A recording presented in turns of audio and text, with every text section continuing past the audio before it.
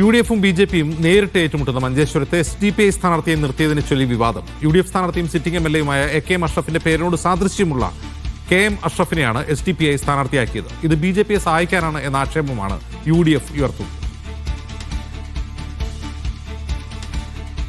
ഷഫീഖ് നസറുള്ള വിവരങ്ങൾ നൽകും. ഷഫീഖ്, SDPIയുടെ വിശദീകരണം എന്താണ് ഇതേക്കുറിച്ച്? SDPIയുടെ കാസർഗോഡ് ജില്ലാ കൗൺസിൽ അംഗം അഷ്റഫ് ബഡാജെ എന്നാണ് അദ്ദേഹം നേരത്തെ അറിഞ്ഞിരുന്നത്.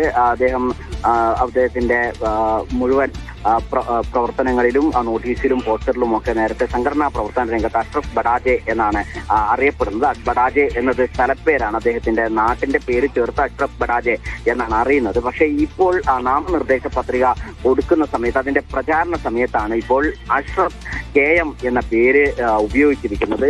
AK അഷ്റഫിന് സമാനമായ പേര് ഉപയോഗിക്കുക എന്നതാണ് ഇതിലൂടെ അവർ ലക്ഷ്യം വെക്കുന്നത് എന്ന് UDF ആരോപിക്കുന്നുണ്ട്. ഏറ്റവും ഒരു അപരനെ നിർത്തി ആ രൂപത്തിൽ AK അഷ്റഫിന് ലഭിക്കേണ്ട കുറച്ചെങ്കിലും വോട്ട് നേടി BJPയെ സഹായിക്കുക എന്നതാണ് ഇതുകൊണ്ട് SDPI ഉദ്ദേശിക്കുന്നത് എന്നതാണ് UDFന്റെ പ്രധാനമായ ആരോപണം. ആ ആരോപണവുമായി UDF രംഗത്ത് വന്നിട്ടുണ്ട്. എന്നാൽ തന്റെ ID കാർഡിലുള്ള ഔദ്യോഗികമായി രേഖകളിലുള്ള പേരാണ് അഷ്റഫ് KM എന്നത്. അഷ്റഫ് KM എന്ന പേരാണ് താൻ ഉപയോഗിക്കുന്നത് എന്നതാണ് SDPIയുടെ ഔദ്യോഗികമായ വിശദീകരണം.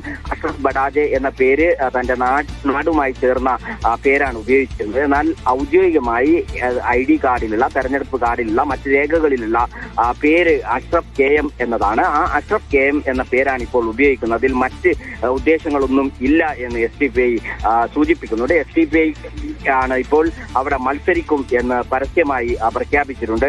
നോമിനേഷൻ അല്പസമയത്തിനുള്ളിൽ നൽകും. BJP ഏറ്റവും കൂടുതൽ വിജയപ്രതീക്ഷ വെച്ചുപുലർത്തുന്ന മണ്ഡലങ്ങളിൽ ഒന്നാണ് മഞ്ചേശ്വരം. മഞ്ചേശ്വരത്ത് നേരിയ ഭൂരിപക്ഷത്തിനാണ് AK അഷ്റഫ് UDF സ്ഥാനാർത്ഥി കഴിഞ്ഞ തവണയും വിജയിച്ചിരുന്നത്.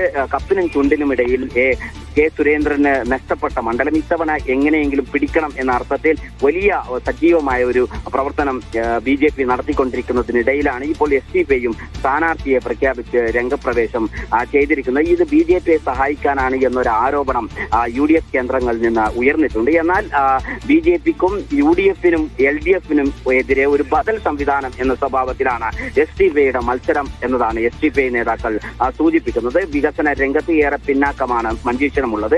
അവിടെ LDFും BJPയും UDFും ഈ മണ്ഡലത്തെ കാലങ്ങളായി പറ്റിച്ചുകൊണ്ടിരിക്കുന്ന ഒരു തരത്തിലുമുള്ള വികസനം വരുന്നില്ല. അതിന് ബദലായാണ് SDPIയുടെ മത്സരം എന്നതാണ് ഔദ്യോഗികമായി അവർ സൂചിപ്പിക്കുന്നത്. എന്നാൽ SDPI ന്യൂനപക്ഷ വോട്ടുകൾ വിഭജിക്കുകയാണെങ്കിൽ നേരിയ ഭൂരിപക്ഷത്തിൽ അത് K സുരേന്ദ്രനെ സഹായിക്കുന്നതാണ്. അത്തരത്തിൽ ഈ BJP വിരുദ്ധ കഴിഞ്ഞ തെരഞ്ഞെടുപ്പിൽ SDPIക്ക് അവിടെ എത്ര വോട്ടാണ് ലഭിച്ചത്?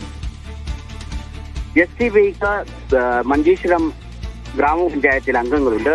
വിവിധ ഗ്രാമപഞ്ചായത്തുകളിലൊക്കെ അവർ മത്സരിച്ചിരുന്നു.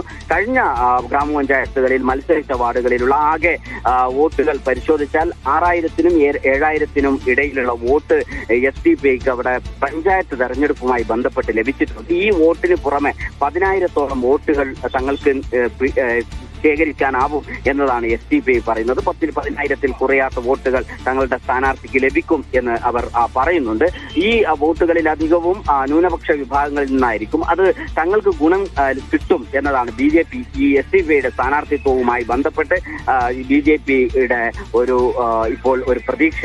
SDPI കൂടി മത്സര രംഗത്ത് വരികയാണെങ്കിൽ അത് തങ്ങൾക്ക് ഗുണം ചെയ്യും എന്നൊരു പ്രതീക്ഷ BJP വെച്ചു പുലർത്തുന്നുണ്ട്. അതോടൊപ്പം LDF സ്ഥാനാർത്ഥിയായി, സ്വതന്ത്ര സ്ഥാനാർത്ഥിയായി അവിടെ ഷാനവാസ് പാദൂരിനെ മത്സരിപ്പിക്കണമെന്നൊരു ആവശ്യം നേരത്തെ SDPI ഉന്നയിച്ചിരുന്നു. SDPIയുടെ ഔദ്യോഗികമായ ഒരു പ്രസ്താവന വന്നിട്ടില്ലെങ്കിൽ പോലും SDPIയുടെ പ്രവർത്തകരും നേതാക്കളും അത്തരം ഒരു ആവശ്യവുമായി രംഗത്ത് വന്നിരുന്നു. അദ്ദേഹം വരികയാണെങ്കിൽ SDPI പിന്തുണക്കും എന്നൊരു ആവശ്യം ഉയർന്നിരുന്നു. എന്നാൽ ഷാനവാസ് പാദൂർ അവിടെ മത്സരിച്ചാൽ അത് LDFന്റെ വോട്ട് നഷ്ടപ്പെടുത്തുന്നതിന് കാരണമാവും എന്നതായിരുന്നു CPM വിലയിരുത്തിയത്. CPMന് പാർട്ടി വോട്ടുള്ള ഒരു പ്രദേശം കൂടിയാണ്. ഈ പാർട്ടി വോട്ട് BJPയിലേക്ക് പോകാനാവും ഷാനവാസ് പാദൂറിന്റെ സ്ഥാനാർത്ഥിത്വം കൊണ്ട് ഇടയാവുക. അതുകൊണ്ട് സ്ഥാനാർത്ഥി അവിടെ തന്നെയുള്ള CPMന്റെ ജില്ലാ കമ്മിറ്റി അംഗം ജയാനന്ദയാണ് ഇപ്പോൾ സ്ഥാനാർത്ഥിയായി നിശ്ചയിച്ചിരിക്കുന്നത്.